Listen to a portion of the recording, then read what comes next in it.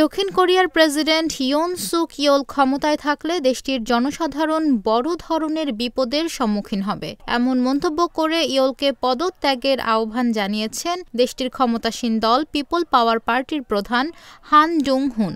আজ শুক্রবার টেলিভিশনে দেওয়া ভাষণে তিনি এ আহ্বান জানান।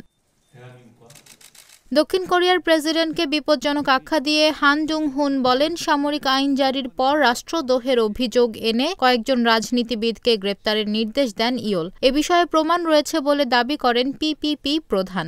এ নিয়ে আজ শুক্রবার জরুরি বৈঠকে বসবে পিপল পাওয়ার পার্টি।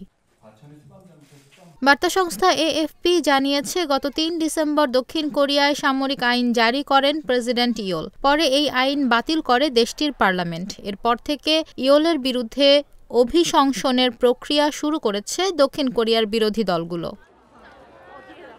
আইন অনুযায়ী প্রেসিডেন্টকে অভিশংসিত করতে পার্লামেন্টের 2/3 ভোটের প্রয়োজন হয়।